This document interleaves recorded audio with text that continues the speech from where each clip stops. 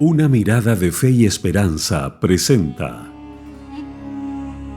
la lectura sin comentarios del libro El conflicto de los siglos, escrito por Helena Harmon de White.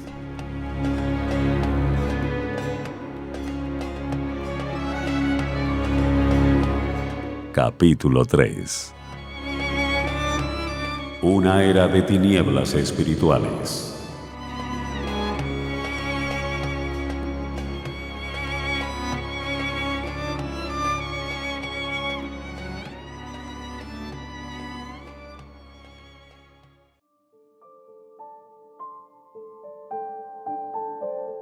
El apóstol Pablo, en su segunda carta a los tesalonicenses, predijo la gran apostasía que había de resultar en el establecimiento del poder papal.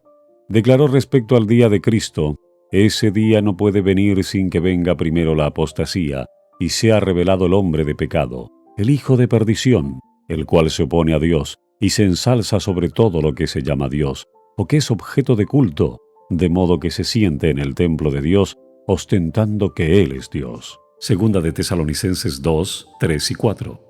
Y además, el apóstol advierte a sus hermanos que el misterio de iniquidad está ya obrando. Versículo 7.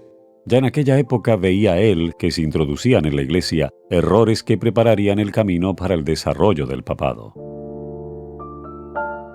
Poco a poco, primero solapadamente y a hurtadillas, y después con más desembozo, conforme iba cobrando fuerza y dominio sobre los espíritus de los hombres, el misterio de iniquidad hizo progresar su obra engañosa y blasfema. De un modo casi imperceptible, las costumbres del paganismo penetraron en la iglesia cristiana.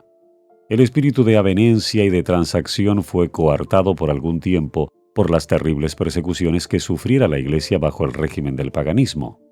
Mas habiendo cesado la persecución y habiendo penetrado el cristianismo en las cortes y palacios, la iglesia dejó a un lado la humilde sencillez de Cristo y de sus apóstoles por la pompa y el orgullo de los sacerdotes y gobernantes paganos, y sustituyó los requerimientos de Dios por las teorías y tradiciones de los hombres.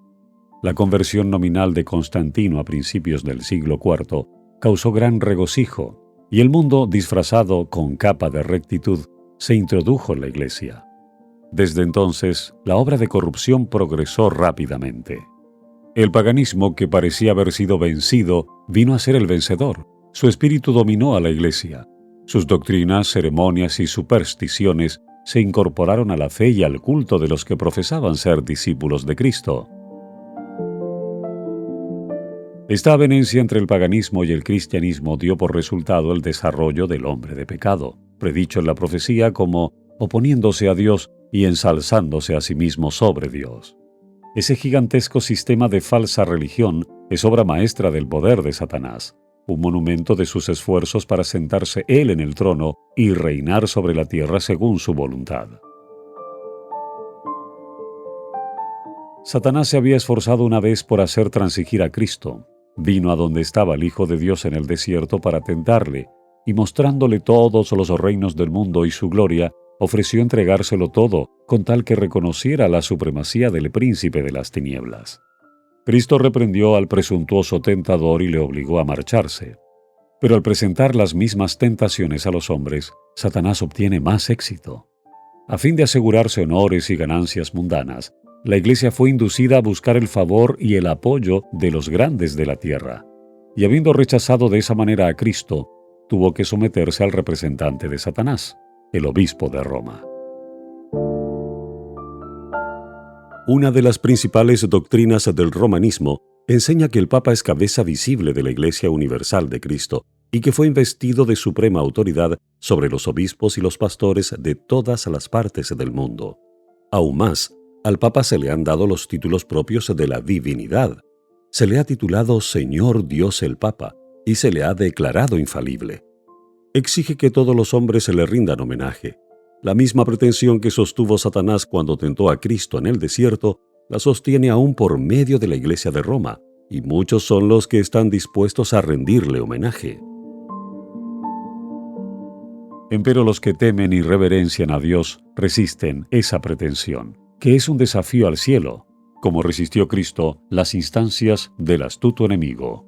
Al Señor tu Dios adorarás y a Él solo servirás. Lucas 4:8. Dios no ha hecho alusión alguna en su palabra a que Él haya elegido un hombre para que sea la cabeza de la Iglesia. La doctrina de la supremacía papal se opone abiertamente a las enseñanzas de las Santas Escrituras. Solo por usurpación puede el Papa ejercer autoridad sobre la Iglesia de Cristo. Los romanistas se han empeñado en acusar a los protestantes de herejía y de haberse separado caprichosamente de la verdadera Iglesia. Pero estos cargos recaen más bien sobre ellos mismos.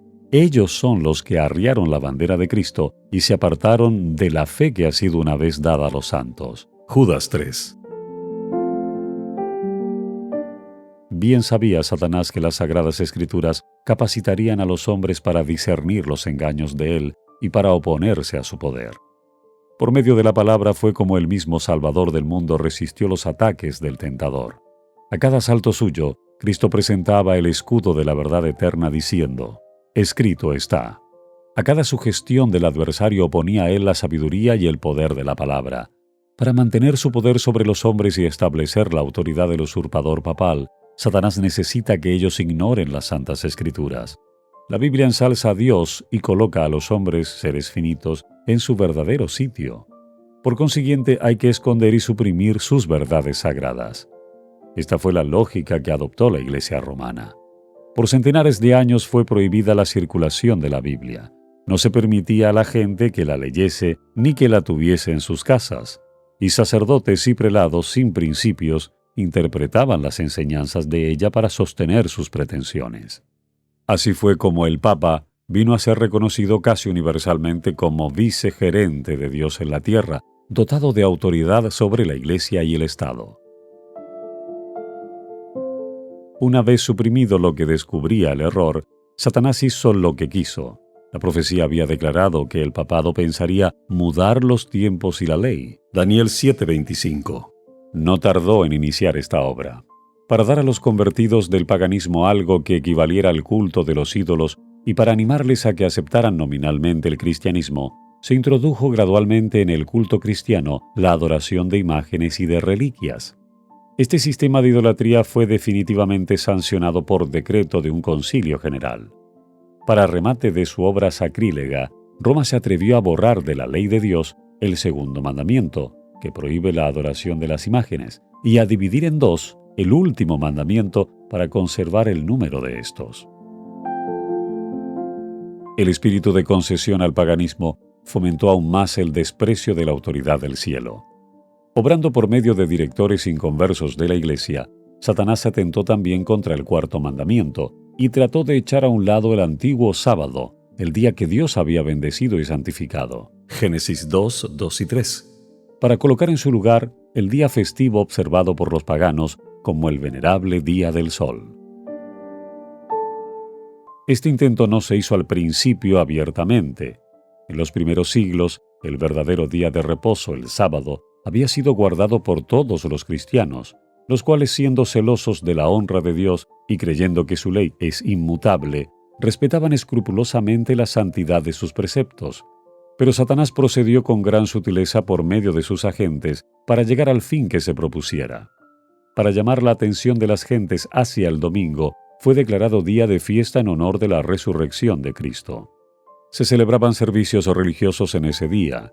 No obstante, se lo consideraba como día de recreo y seguía guardándose piadosamente el sábado. Con el fin de preparar el terreno para la realización de sus fines, Satanás indujo a los judíos, antes del advenimiento de Cristo, a que recargasen el sábado con las más rigurosas exacciones, de modo que su observancia fuese una pesada carga. Aprovechándose luego de la falsa luz bajo la cual lo había hecho considerar, hízolo despreciar como institución judaica. Mientras que los cristianos seguían observando generalmente el domingo como día de fiesta alegre, el diablo los indujo a hacer del sábado un día de ayuno, de tristeza y de abatimiento, para hacer patente su odio al judaísmo. A principios del siglo IV, el emperador Constantino expidió un decreto que hacía del domingo un día de fiesta pública en todo el Imperio romano. El Día del Sol fue reverenciado por sus súbditos paganos y honrado por los cristianos, pues era política del emperador conciliar los intereses del paganismo y del cristianismo que se hallaban en pugna.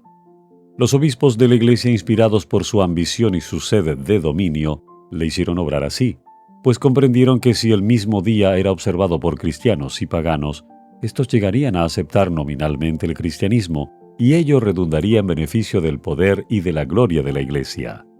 Pero a pesar de que muchos cristianos piadosos fueron poco a poco inducidos a reconocer cierto carácter sagrado al domingo, no dejaron de considerar el verdadero sábado como el día santo del Señor, ni de observarlo en cumplimiento del cuarto mandamiento. Pero no paró aquí la obra del jefe engañador.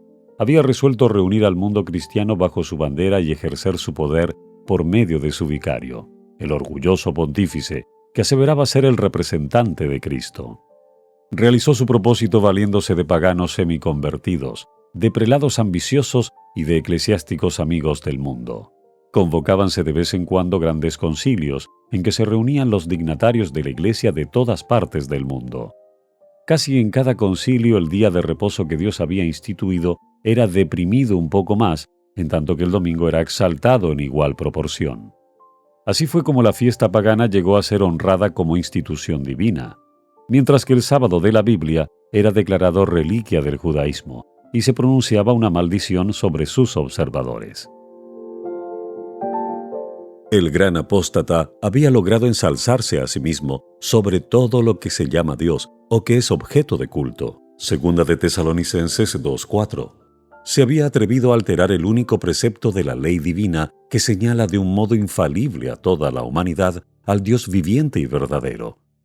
En el cuarto mandamiento Dios es dado a conocer como el creador de los cielos y de la tierra, y distinto por lo tanto de todos los dioses falsos.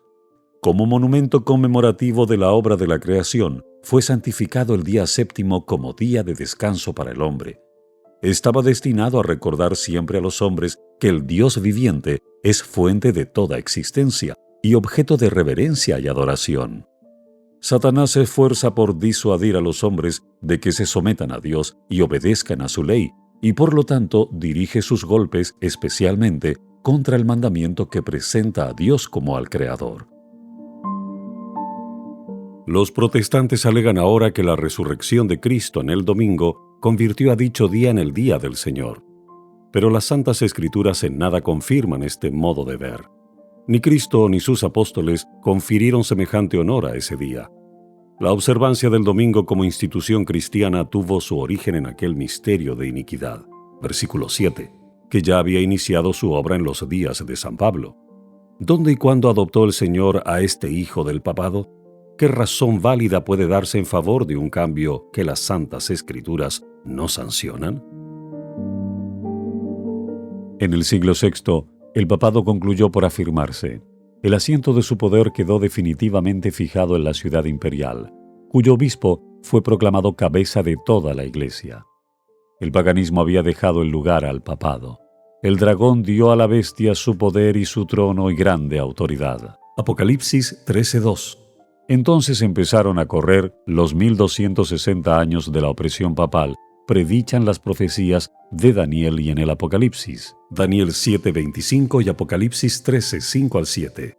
Los cristianos se vieron obligados a optar entre sacrificar su integridad y aceptar el culto y las ceremonias papales, o pasar la vida encerrados en los calabozos, o morir en el tormento, en la hoguera, o bajo el hacha del verdugo. Entonces se cumplieron las palabras de Jesús. Seréis entregados aún de vuestros padres y hermanos y parientes y amigos, y matarán a algunos de vosotros. Y seréis aborrecidos de todos por causa de mi nombre. Lucas 21, 16 y 17. La persecución se desencadenó sobre los fieles con furia jamás conocida hasta entonces, y el mundo vino a ser un vasto campo de batalla. Por centenares de años la Iglesia de Cristo no halló más refugio que en la reclusión y en la obscuridad. Así lo dice el profeta. Y la mujer huyó al desierto, donde tiene lugar aparejado de Dios, para que allí la mantengan 1260 días. Apocalipsis 12:6. El advenimiento de la Iglesia romana al poder marcó el principio de la Edad Media. A medida que crecía su poder, las tinieblas se hacían más densas. La fe pasó de Cristo, el verdadero fundamento, al Papa de Roma. En vez de confiar en el Hijo de Dios para obtener el perdón de sus pecados y la salvación eterna, el pueblo recurría al Papa y a los sacerdotes y prelados a quienes él invistiera de autoridad. Se le enseñó que el Papa era su mediador terrenal y que nadie podía acercarse a Dios sino por medio de él. Y andando el tiempo se le enseñó también que para los fieles el Papa ocupaba el lugar de Dios y que por lo tanto debían obedecerle implícitamente.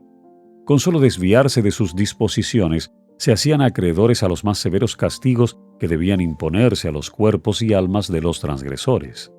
Así fueron los espíritus de los hombres desviados de Dios y dirigidos hacia hombres falibles y crueles. Sí, aún más, hacia el mismo príncipe de las tinieblas que ejercía su poder por intermedio de ellos. El pecado se disfrazaba como manto de santidad. Cuando las santas escrituras se suprimen y el hombre llega a considerarse como ente supremo, ¿qué otra cosa puede esperarse sino fraude, engaño y degradante iniquidad? Al ensalzarse las leyes y las tradiciones humanas, se puso de manifiesto la corrupción que resulta siempre del menosprecio de la ley de Dios. Días azarosos fueron aquellos para la Iglesia de Cristo. Pocos, en verdad, eran los sostenedores de la fe. Aun cuando la verdad no quedó sin testigos, a veces parecía que el error y la superstición concluirían por prevalecer completamente y que la verdadera religión iba a ser desarraigada de la tierra. El Evangelio se perdía de vista mientras que las formas de religión se multiplicaban y la gente se veía abrumada bajo el peso de exacciones rigurosas. No solo se le enseñaba a ver en el Papa a su mediador, sino aún a confiar en sus propias obras para la expiación del pecado. Largas peregrinaciones, obras de penitencia, la adoración de reliquias, la construcción de templos, relicarios y altares, la donación de grandes sumas a la Iglesia, todas estas cosas y muchas otras parecidas les eran impuestas a los fieles para aplacar la ira de Dios o para asegurarse su favor. Como si Dios, a semejanza de los hombres, se enojara por pequeñeces o pudiera ser apaciguado por regalos y penitencias. Por más que los vicios prevalecieran, aún entre los jefes de la Iglesia romana, la influencia de ésta parecía ir siempre en aumento. A fines del siglo VIII, los partidarios del Papa empezaron a sostener que en los primeros tiempos de la Iglesia tenían los obispos de Roma el mismo poder espiritual que a la fecha se arrogaban. Para dar a su aserto visos de autoridad, había que valerse de algunos medios, que pronto fueron sugeridos por el padre de la mentira. Los monjes fraguaron viejos manuscritos. Se descubrieron decretos conciliares de los que nunca se había oído hablar hasta entonces y que establecían la supremacía universal del Papa desde los primeros tiempos. Y la Iglesia, que había rechazado la verdad, aceptó con avidez estas imposturas.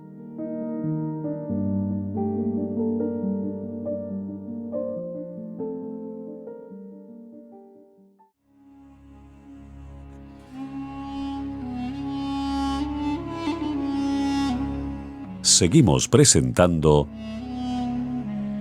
la lectura sin comentarios del libro El conflicto de los siglos.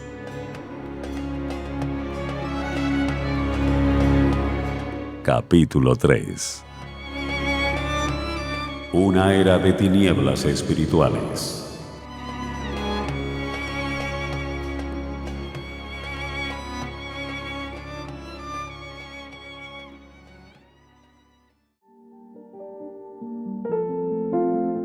Los pocos fieles que edificaban sobre el cimiento verdadero, 1 Corintios 3, 10 y 11, estaban perplejos y trabados, pues los escombros de las falsas doctrinas entorpecían el trabajo. Como los constructores de los muros de Jerusalén en tiempo de Nehemías, algunos estaban por exclamar: las fuerzas de los acarreadores se han enflaquecido, y el escombro es mucho, y no podemos edificar el muro. Nehemías 4:10. Debilitados por el constante esfuerzo que hacían contra la persecución, el engaño, la iniquidad y todos los demás obstáculos que Satanás inventara para detener su avance, algunos de los que habían sido fieles edificadores llegaron a desanimarse, y por amor a la paz y a la seguridad de sus propiedades y de sus vidas, se apartaron del fundamento verdadero. Otros, sin dejarse desalentar por la oposición de sus enemigos, declararon sin temor: no temáis delante de ellos. Acordaos del Señor grande y terrible. Versículo 14. Y cada uno de los que trabajaban tenía la espada ceñida. Efesios 6:17. En todo tiempo, el mismo espíritu de odio y de oposición a la verdad inspiró a los enemigos de Dios, y los siervos de Él necesitaron la misma vigilancia y fidelidad. Las palabras de Cristo a sus primeros discípulos se aplicarán a cuantos se le sigan hasta el fin de los tiempos. Y lo que os digo a vosotros, a todos lo digo: velad. Marcos 13:37. Las tinieblas parecían hacerse más densas. La adoración de las imágenes se hizo más general. Se les encendían velas y se les ofrecían oraciones. Llegaron a prevalecer las costumbres más absurdas y supersticiosas. Los espíritus estaban tan completamente dominados por la superstición que la razón misma parecía haber perdido su poder. Mientras que los sacerdotes y los obispos eran amantes de los placeres, sensuales y corrompidos, solo podía esperarse del pueblo, que acudía a ellos en busca de dirección, que siguiera sumido en la ignorancia y en los vicios. Las pretensiones papales dieron otro paso más cuando en el siglo XI el Papa Gregorio VII proclamó la perfección de la Iglesia romana. Entre las proposiciones que él expuso, había una que declaraba que la Iglesia no había errado nunca ni podía errar, según las Santas Escrituras. Pero las pruebas de la Escritura faltaban para apoyar el aserto. El altivo pontífice reclamaba además para sí el derecho de deponer emperadores, y declaraba que ninguna sentencia pronunciada por él podía ser revocada por hombre alguno, pero que él tenía la prerrogativa de revocar las decisiones de todos los demás. El modo en que trató al emperador alemán Enrique IV nos pinta a lo vivo el carácter tiránico de este abogado de la infalibilidad papal. Por haber intentado desobedecer la autoridad papal, dicho monarca fue excomulgado y destronado. Aterrorizado ante la deserción de sus propios príncipes, que por orden papal fueron instigados a rebelarse contra él, Enrique no tuvo más remedio que hacer las paces con Roma. Acompañado de su esposa y de un fiel sirviente, cruzó los Alpes en pleno invierno para humillarse ante el Papa. Habiendo llegado al castillo donde Gregorio se había retirado, fue conducido, despojado de sus guardas, a un patio exterior, y allí, en el crudo frío del invierno, con la cabeza descubierta, los pies descalzos y miserablemente vestido, esperó el permiso del Papa para llegar a su presencia. Solo después que hubo pasado así 3 días, ayunando y haciendo confesión, condescendió el pontífice en perdonarle. Y aún entonces fuele concedida esa gracia con la condición de que el emperador esperaría la venia del Papa antes de reasumir las insignias reales o de ejercer su poder. Y Gregorio, envanecido con su triunfo, se jactaba de que era su deber abatir la soberbia de los reyes. Cuán notable contraste hay entre el despótico orgullo de tan altivo pontífice y la mansedumbre y humildad de Cristo, quien se presenta a sí mismo como llamando a la puerta del corazón para ser admitido en él y traer perdón y paz, y enseñó a sus discípulos: el que quisiere entre vosotros ser el primero, será vuestro siervo. Mateo 20:27. Los siglos que se sucedieron presenciaron un constante aumento del error en las doctrinas sostenidas por Roma. Aún antes del establecimiento del papado, las enseñanzas de los filósofos paganos habían recibido atención y ejercido influencia dentro de la Iglesia. Muchos de los que profesaban ser convertidos se aferraban aún a los dogmas de su filosofía pagana, y no solo seguían estudiándolos ellos mismos, sino que inducían a otros a que los estudiaran también, a fin de extender su influencia entre los paganos. Así se introdujeron graves errores en la fe cristiana. Uno de los principales fue la creencia en la inmortalidad natural del hombre y en su estado consciente después de la muerte. Esta doctrina fue la base sobre la cual Roma estableció la invocación de los santos y la adoración de la Virgen María. De la misma doctrina se derivó también la herejía del tormento eterno para los que mueren impenitentes, que muy pronto figuró en el credo papal. De este modo se preparó el camino para la introducción de otra invención del paganismo, a la que Roma llamó purgatorio, y de la que se valió para aterrorizar a las muchedumbres crédulas y supersticiosas. Con esta herejía, Roma afirma la existencia de un lugar de tormento en el que las almas de los que no han merecido eterna condenación han de ser castigadas por sus pecados, y de donde, una vez limpiadas de impureza, son admitidas en el cielo. Una impostura más necesitaba Roma para aprovecharse de los temores y de los vicios de sus adherentes. Fue esta la doctrina de las indulgencias. A todos los que se alistasen en las guerras que emprendía el pontífice para extender su dominio temporal, castigar a sus enemigos o exterminar a los que se atreviesen a negar su supremacía espiritual, se concedía plena remisión de los pecados pasados, presentes y futuros, y la condonación de todas las penas y castigos merecidos. Se enseñó también al pueblo que por medio de pagos hechos a la Iglesia podía librarse uno del pecado y librar también a las almas de sus amigos difuntos entregadas a las llamas del purgatorio. Por estos medios llenaba Roma sus arcas y sustentaba la magnificencia, el lujo y los vicios de los que pretendían ser representantes de aquel que no tuvo dónde recostar la cabeza. La institución bíblica de la Cena del Señor fue sustituida por el sacrificio idolátrico de la misa. Los sacerdotes papales aseveraban que con sus palabras podían convertir el pan y el vino en el cuerpo y sangre verdaderos de Cristo. Con blasfema presunción se arrogaban el poder de crear a Dios, creador de todo. Se les obligaba a los cristianos, so pena de muerte, a confesar su fe en esta horrible herejía que afrentaba al cielo. Muchísimos que se negaron a ello fueron entregados a las llamas. En el siglo XIII se estableció la más terrible de las maquinaciones del papado, la Inquisición. El príncipe de las tinieblas obró de acuerdo con los jefes de la jerarquía papal. En sus concilios secretos, Satanás y sus ángeles gobernaron los espíritus de los hombres perversos, mientras que invisible acampaba entre ellos un ángel de Dios que llevaba apunte de sus malvados decretos y escribía la historia de hechos por demás horrorosos para ser presentados a la vista de los hombres. Babilonia, la grande, fue embriagada de la sangre de los santos. Los cuerpos mutilados de millones de mártires clamaban a Dios venganza contra aquel poder apóstata. El papado había llegado a ejercer su despotismo sobre el mundo. Reyes y emperadores acataban los decretos del pontífice romano. El destino de los hombres, en este tiempo y para la eternidad, parecía depender de su albedrío. Por centenares de años las doctrinas de Roma habían sido extensa e implícitamente recibidas, sus ritos cumplidos con reverencia y observadas sus fiestas por la generalidad. Su clero era colmado de honores y sostenido con liberalidad.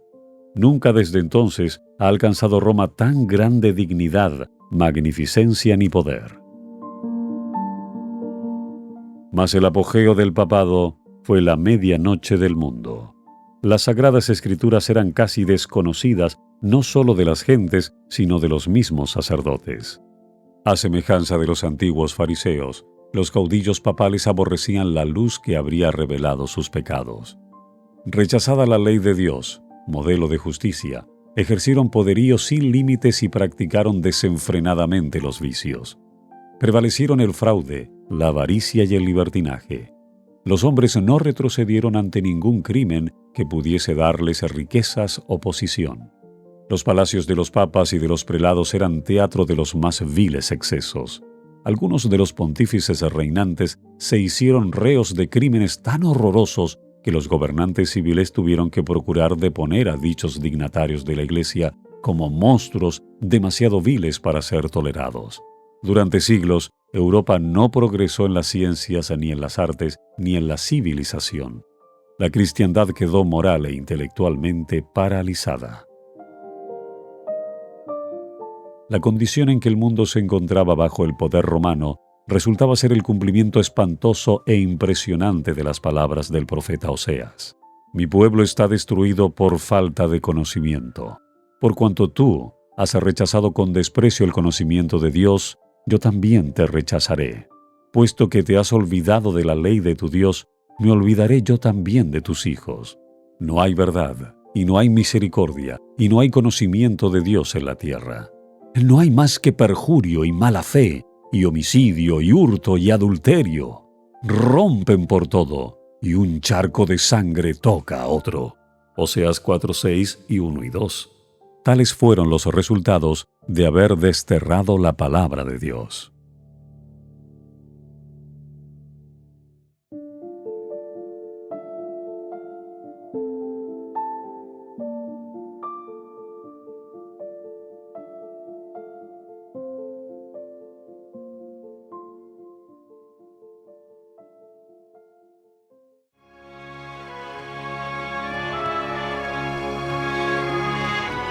Una mirada de fe y esperanza presentó